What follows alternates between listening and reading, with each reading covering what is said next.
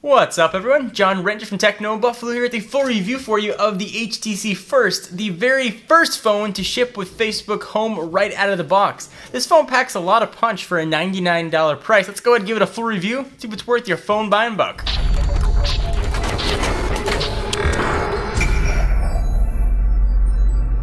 Let's go ahead and get started. As part of our pledge to our audience, we always disclose how long we used the phone before our review was filmed or written. So we used this guy for a little over 4.5 days.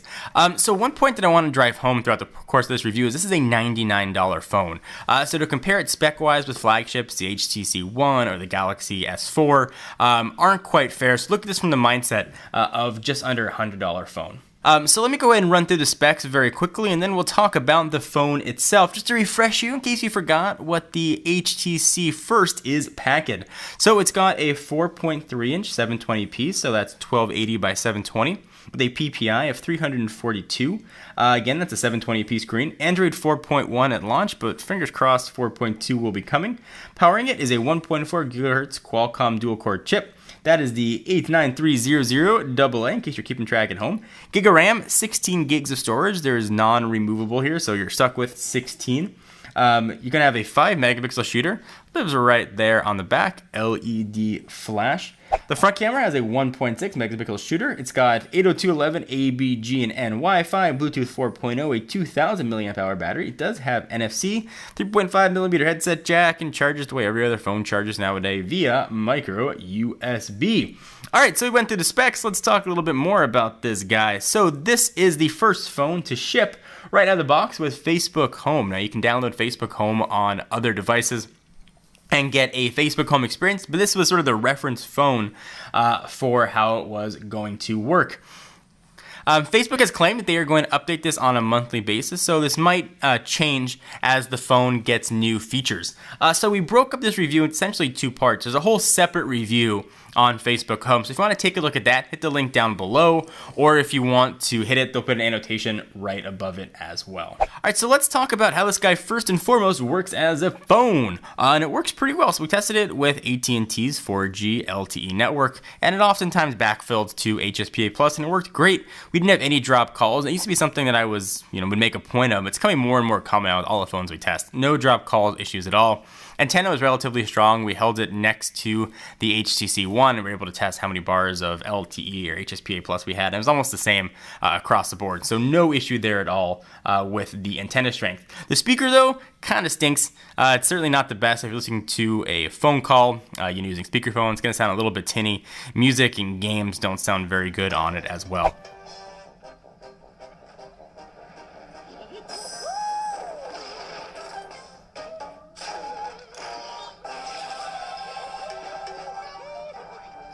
When I was elected mayor, this was a broken city.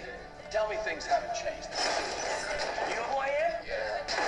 Step by step, I have been getting it fixed. So as I mentioned, Facebook Home was done in a full review. So if you wanted to get a walkthrough of how it works, how it integrates, hit the link down below. The moral though, that it makes doing anything non-Facebook related a giant pain. I will say though, the UI is absolutely beautiful. Facebook engineers did a really nice job with how they made Facebook Home look. But again, if you want to do something that's not Facebook centric, it takes a few extra steps. So we gave Facebook Home a 5 out of 10. But there's much more than Facebook Home to the HTC First, which is why we broke that up into two separate reviews. So build quality here is now typical HTC, which is about as big a compliment as I could give a phone. It's absolutely outstanding. I really like the way the phone feels here in my hand. It almost feels like a spiritual successor to the HTC One S, although certainly it's not. The soft touch back feels great, although certainly if you got a little bit of sweat on your hands, you are going to see it. It feels a little softer to the touch than it did on, say, the Droid DNA. Facebook learns from phone to phone. So this is a really nice job. The build quality is absolutely outstanding.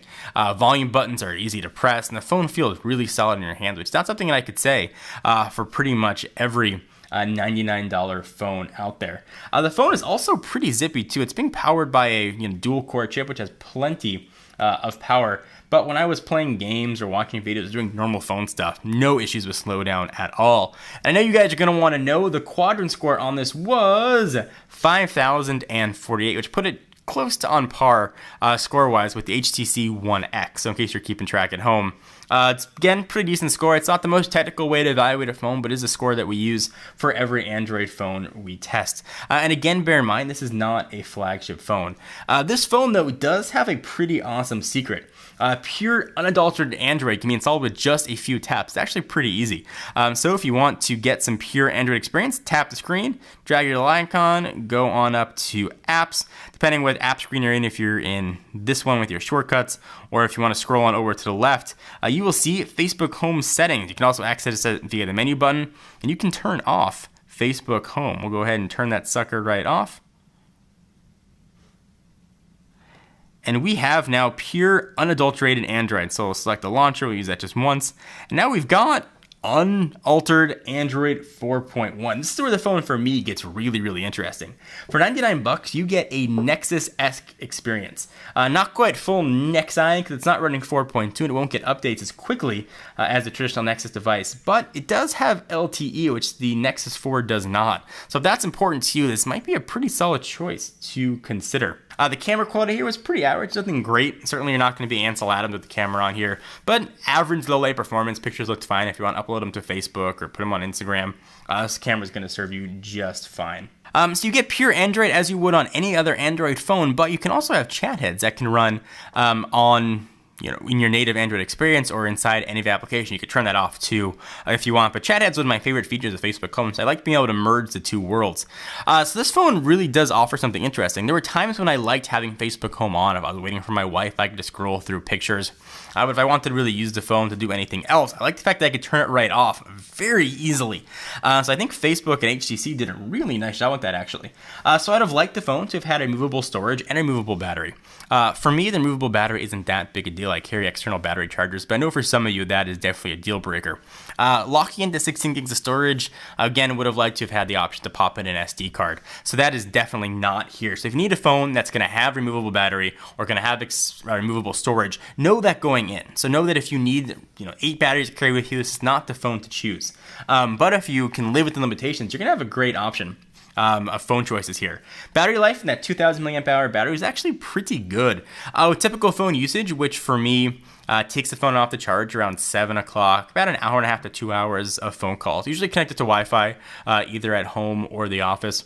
Some text messaging, some social media stuff, some picture uploading, browsing some videos and some light games. I was able to get home and put it on the charger around 11 o'clock to midnight with well over 40% of battery life. So this was a very strong performer. The phone's getting a lot of negative press. I don't think it's justified. If this phone was sold spec-wise as a pure Android experience with no Facebook Home on it, I think people would be all over it. And the fact that you can have the option to turn that on or off, this phone should be really one you should look at. I really enjoyed using it, and I think Facebook Home, and if Facebook delivers monthly updates, this could be a pretty nice option to have. So the final score, this phone gets a very solid 7.5. It brings a lot to the table. I like the fact that I had Facebook Home. I like the fact that I could turn it off. If I had no option to turn Facebook Home off, this would have been a very different score. But everything this phone set out to do is to bring Facebook right to your home screen. It definitely succeeded with that. But that experience might not be for everybody, so HTC really has a nice surprise, giving you that unadulterated Android experience. So I'd love to hear your guys' thoughts. Do you agree, disagree? For $99, I think you're getting a lot for your money. Please give the video a thumbs up. Leave your comments down below. Check us out at technobuffalo.com for the latest and greatest tech news. I am John Rettinger, and I will see you in the next video. Bye-bye.